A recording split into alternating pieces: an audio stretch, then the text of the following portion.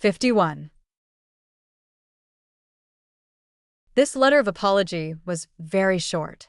It started with the 3 words, "I'm sorry," followed by a long string of crossed-out words. The writer seemed very dissatisfied, as she had crossed them out so tightly that not a single extra stroke was visible. Finally, she wrote one sentence. 52. Sophia Wilson writes, "Don't miss me, Daniel White." 53. Number 7, Hill Street, London, UK. At 6 o'clock in the morning, the heart-wrenching sound of a harmonica came from the master bedroom on the 4th floor. David Wilson numbly lifted the quilt.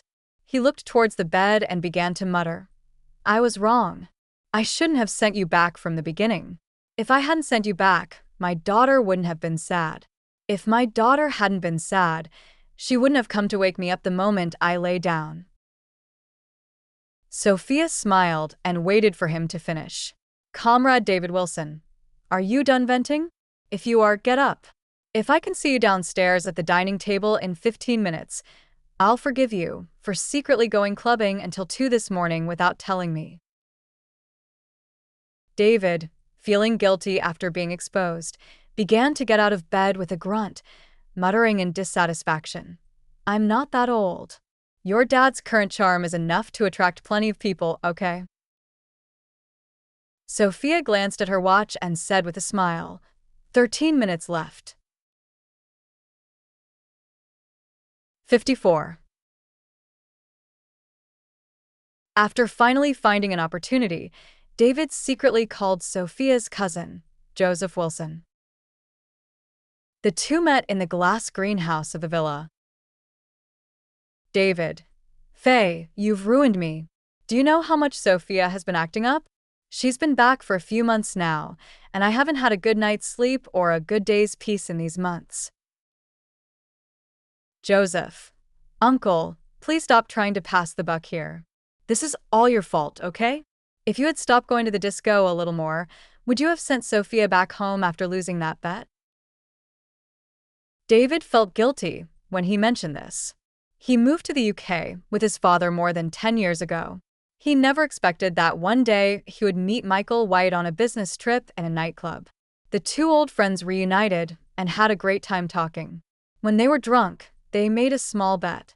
In this way, David lost his beloved daughter to Michael as his daughter-in-law. The two of them tacitly used the banner of a marriage of convenience as a cover, the essence of which was to hide the crime of two drunk people talking nonsense. It was such a ridiculous thing. Although we don't know what the outcome will be, fortunately the process is happening. David, sigh. Joseph, sigh. David, tell me why you brought her back. Can't you just let them get along?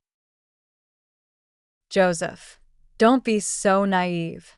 If you were there and saw Sophia crying, you would have torn Daniel's head off. David, so that's why I sent you for support. Joseph was also angry. I've never been in a relationship. How would I know how to handle that situation? David, is it something to be proud of not having been in a relationship at 30? And you're shouting about it so loudly. Joseph, Uncle, I'll fight you.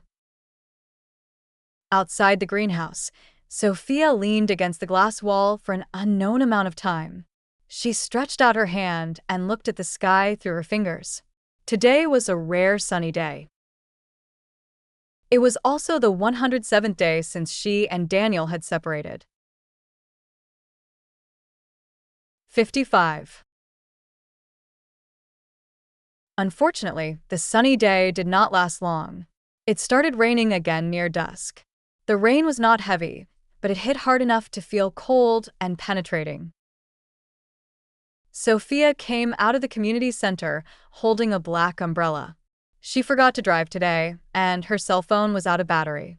Now she could only walk to the bus stop half a mile away to take the bus home. While passing by a square, a faint cat's cry suddenly came from the misty rain. Sophia looked up and saw a vague figure flash by in the distance. The man held the cat in his arms and then hurried away. Sophia stood there for a long time because the silhouette looked like Daniel. Sophia? Sophia? Sophia Wilson. A car stopped in front of Sophia at some point, and Joseph rolled down the window and waved at her. Sophia came back to her senses. Bro? Why are you here? Joseph winked. A princess in distress, a knight to the rescue. What a beautiful fairy tale in the rain. Sophia looked at him suspiciously. You want to have incest with me? Joseph rolled his eyes. Get in the car quickly. She really is my uncle's daughter, just as weird. How come he's the only normal person in the family? 56. The heater was on in the car. Sophia took off her rain-soaked coat and grabbed a shawl from the back seat to wrap around herself. Sophia. Bro, I'm curious. You're so sweet. Why are you still single? Joseph had just endured her father's taunts that morning and now received another blow. He angrily said, Because you've taken all my affection. Take off my shawl right now. This is the money I've saved to find a wife. Sophia sat motionless in the passenger seat, nodding as if understanding. No wonder you're single. If your wife fund can only buy a shawl, finding someone would be a miracle. Joseph, get out of the car. Sophia smiled softly. The car was too warm, and she was drowsy. Bro, I want to go to the cafe for some shortbread. Joseph turned down the music. Got it. I'll wake you when we get there. 57. On rainy days, the cafe was deserted, and the aroma of pastries filled the air as soon as you entered. Sophia and Joseph sat by the window and ordered a handmade sandwich, an orange blossom shortbread, and a pot of black tea. As soon as they placed their order, Sophia said to Joseph, Bro, I'm going to get a cup of coffee next door. Joseph, playing with his phone, didn't even look up. He nodded perfunctorily. Go ahead. 2 minutes later, the cafe door was pushed open and the bell on the handle rang twice. A man in a loose black coat walked in. He had a gray scarf around his neck, and his black hair was wet from the rain, making his face look particularly pale. He sat down in a circular booth not far away. From Joseph's perspective, he could only see a little bit of his profile. He had his head lowered, half of his face buried in a scarf, and his slender fingers were stroking something in his arms.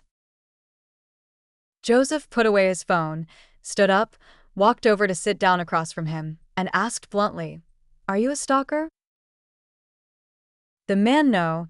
Daniel White raised his eyelids slightly and said calmly, I'm your worst nightmare. Joseph wasn't provoked. Instead, he said with a half smile, So you're having an affair with my cousin, incest? He had just been disgusted by Sophia's use of this word and now planned to reciprocate by disgusting her sweetheart. Unexpectedly, Daniel wasn't fooled at all. He glanced at Joseph, lowered his head again to stroke the nape of the cat in his arms, and uttered 2 light words, In your dreams. Joseph said nothing. Damn, he is so shameless that he is to come here to be ridiculed. Joseph didn't bother beating around the bush and said bluntly, All right, I'm not going to play games with you. I won't ask you when you came to London or how long you've been here. I just want to say one thing. Go as far away as you can, okay? Our Sophia is having a great time now, probably dating everyone, and has already forgotten about you. Daniel looked up at him again after hearing this, but didn't even open his mouth. He just used his eyes to signal, "Please get out after you finish talking." Joseph and Daniel were tired of each other. He would have left without Daniel's signal. How could he have wanted to sit across from him? Joseph walked back to the window with his back straight, almost marching to express his awe-inspiring majesty. TSK, I don't know what Sophia's taste is, liking such a mean person. Ugh. 58. A moment later, the bell rang again, and Sophia came in with a cup of coffee. Joseph called out to her from a distance, "Come quickly, Sophia. The snacks are getting cold." Sophia nodded and walked towards the window, then past Joseph. Joseph said nothing. Although swearing was inappropriate, he still couldn't help but silently curse "my son" in his heart. Replacing "fuck" with "son" was his final act of tenderness towards Sophia. Because he watched Sophia sit down across from Daniel. And Put the coffee in front of him. 59. After the initial shock subsided, Joseph, who had given up, made a video call to David with an expressionless face. "Can't let me suffer this alone." 60. Sophia pushed the hot coffee over and whispered, "The cat is thirsty." Daniel took a sip of the coffee quite naturally. He whispered, "Sophia, cats don't drink espresso with half sugar." Sophia's eyes were red.